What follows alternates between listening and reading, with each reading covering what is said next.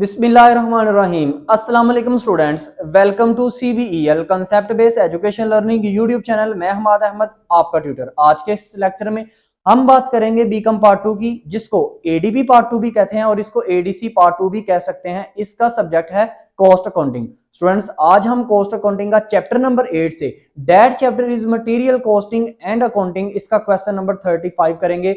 ये question almost 34 question से related है। तो स्टूडेंट्स, आपने इस वीडियो को एंड तक देखना है ताकि आपको इस क्वेश्चन की अच्छे से समझ आ जाए। और इसके अलावा चैनल को सब्सक्राइब करें, वीडियोस को लाइक करें और इन वीडियोस को ज्यादा से ज्यादा अपने फ्रेंड्स में शेयर करें ताकि आपके साथ साथ उनका भी बेनिफिट हो और आपको इसी यूट्यूब चैनल के थ्रू एग्जाम की भी कंप्लीट पेपर प्रिपरेशन 2023 करवाई जाएगी। तमाम सब्जेक्ट की, हर सब्जेक्ट के क्वेश्चन का एक तो आपको समझाया भी जाएगा प्लस सोल्यूशन भी प्रोवाइड किया जाएगा। तो स्टूडेंट्स, हमारे पास ये क्वेश्चन क्या है, एक कंपोनेंट है D20, उसका कुछ डाटा है हमारे पास। वो डाटा क्या है आपके पास, देखिए मैक्सिमम स्टॉक लेवल, इसका मतलब है मैक्सिमम स्टॉक लेवल आप मालूम किया करते थे क्वेश्चन नंबर 33 तक।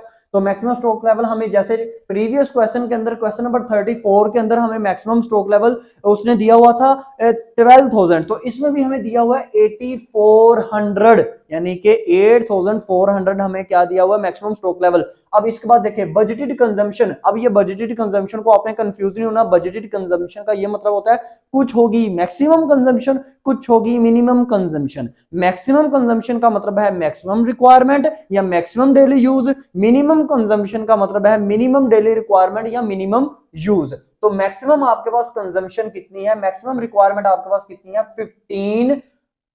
1500 पर यूनिट, यानी कि पर मंथ में दी हुई है। और मिनिमम आपके पास कितनी है, 800 पर मंथ, ये भी मंथ में दिया हुआ है। इसका मतलब ये चीजें हमें मंथ में दी हुई हैं और अगर हमारा लीड टाइम भी मंथ में हुआ ना तो हमें कोई डिफिकल्टी नहीं आएगी क्वेश्चन को सोल्व करते वक्त। तो हमारे पास लीड टाइम क्या है, लीड टाइम को देखिए उसने ना नेम चेंज किया है, estimate time delivery time, estimate delivery time. तो एस्टिमेट डिलीवरी टाइम मींस क्या होता था, मतलब लीड टाइम, हमने कितने टाइम पीरियड के अंदर डिलीवरी अपनी देनी है। तो मैक्सिमम आपके पास कितना टाइम पीरियड है, 4 मंथ, तो ये भी मंथ में ही है। मिनिमम कितना है, 2 मंथ, तो ये भी मंथ में है। यानी कि हमें चेंज नहीं करना पड़ेगा, अपने डाटे को मंथ से वीक में या वीक से डेज में कन्वर्ट नहीं करना पड़ेगा।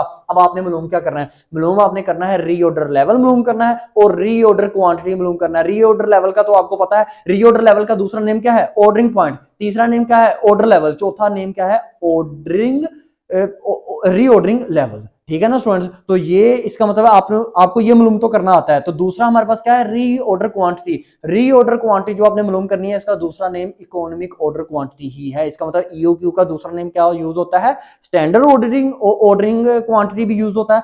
अब तीसरा नेम भी इसका यूज हुआ, रीऑर्डर क्वांटिटी। तो स्टूडेंट्स, हम अपने क्वेश्चन को सोल्व करते हैं। तो देखिएगा स्टूडेंट्स, क्वेश्चन को सोल्व किस तरह करना है, रीऑर्डर लेवल, इसका फार्मूला क्या होता है, is equal to maximum consumption. अब मैं वर्ड वही यूज करूंगा, आप देखें, आप कंजम्पशन की जगह यूज और रिक्वायरमेंट भी कर सकते हैं।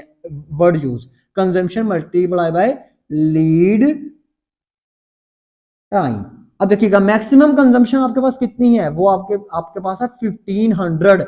1500 के साथ आपने टाइम भी बड़े वाला लेना है, वो है 4 मंथ। अब 4 को 15 से मल्टीप्लाई करें तो आपके पास आंसर आता है 6000। स्टूडेंट्स, ये आपके पास आंसर आ गया किसका, रीऑर्डर लेवल का, मींस रीऑर्डर पॉइंट का, मींस ऑर्डर लेवल का, मींस ऑर्डर पॉइंट का। ठीक है ना स्टूडेंट्स, नेम सारे सेम है, मैं बार बार हर क्वेश्चन में बोलता जाता हूं ताकि आप स्टूडेंट्स कंफ्यूज मत हुई। अच्छा, अब हम सेकंड क्या मालूम करना है, ईओक्यू, मींस उसने जो नेम यूज किया वो किया है रीऑर्डर क्वांटिटी, और ईओक्यू का तीसरा नेम भी है स्टैंडर्ड ऑर्डर क्वांटिटी भी। तो ईओक्यू का मैंने लास्ट टाइम भी आपको फार्मूला बताया था।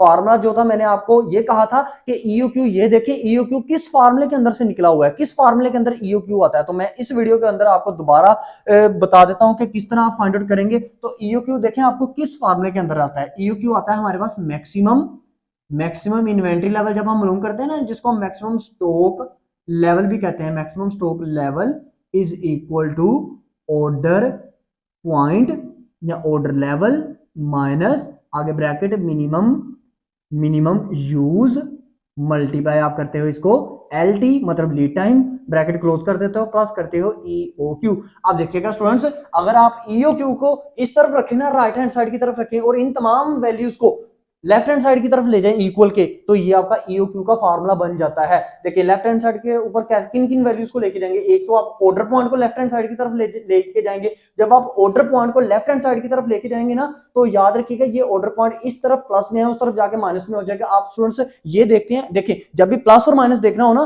तो उस चीज से पहले देखते हैं प्लस और माइनस। देखिए रीऑर्डर से पहले, ऑर्डर पॉइंट से पहले आपके पास क्या है, प्लस लिखा है कि माइनस लिखा है, कुछ भी नहीं लिखा तो इसका मतलब ये प्लस में है, ठीक है ना। अब देखिए एक इसको आप उस तरफ लेके जाएंगे, ये माइनस में बन जाएगा। दूसरा देखिएगा ये माइनस के अंदर, माइनस के बाद आपको ब्रैकेट शो हो रही है मिनिमम यूज या minimum consumption multiply by lead time. अब इन दोनों चीजों को आप इकट्ठा लेके जाएंगे क्योंकि ब्रैकेट के अंदर है ये दोनों चीजें। ब्रैकेट का ये मतलब होता है कि ये दोनों चीजें कंबाइन हैं, मिली हुई हैं, आप इनको अलग-अलग दूसरी तरफ नहीं लेके जा सकते इक्वल के। तो इसको इकट्ठा लेके जाएंगे तो इस तरफ माइनस का है, उस तरफ जाएगा तो ये किस में हो जाएगा, प्लस में हो जाएगा। तो इसका मतलब हमारा फार्मूला किस तरह बनेगा, हमारा फार्मूला बनेगा maximum stock level, maximum stock level plus bracket minimum consumption या मिनिमम यूज में लिख लेता हूं, multiply by lead time, LT लिखता हूं, आपने पूरा नेम यूज करना है, आगे माइनस ऑर्डर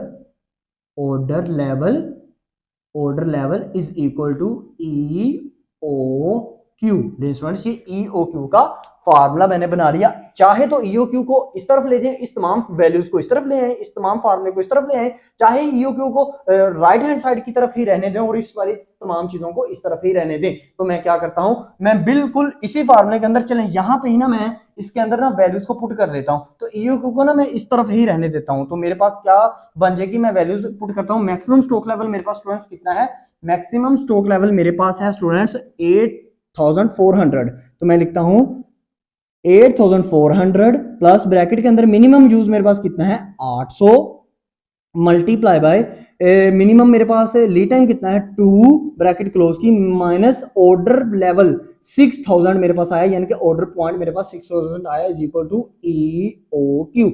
ठीक है ना, मैं बार बार कह रहा हूं ईओक्यू को आप इस तरफ भी रख सकते हैं, ये तमाम वैल्यू को इस तरफ ले जाएं बराबर के, और इस ईओक्यू को लेफ्ट साइड पे ले जाएं, तो फिर भी ये फार्मूला सेम ही रहता है। ये आप इस चीज में परेशान काइंडली मत हुआ करें, अक्सर स्टूडेंट्स यहां पे परेशान हो जाते हैं। अब देखिएगा जब आप 800 को 2 पे मल्टीप्लाई करेंगे तो 1600 आएगा। तो मैं यहां पे लिखता हूं 8400 plus 1600 minus 6000 is equal to EOQ. अब देखिएगा 8400 में प्लस करें 1600, तो ये आपके पास क्या आ जाता है, ये आपके पास आ जाता है 10000, माइनस करें इसमें से 6000, तो ये आपके पास क्या आ जाता है, आंस ईओक्यू का आंस आपके पास आ जाएगा ईओक्यू। मैं इधर अब लिखने लगा हूं ईओक्यू इज इक्वल टू 4000।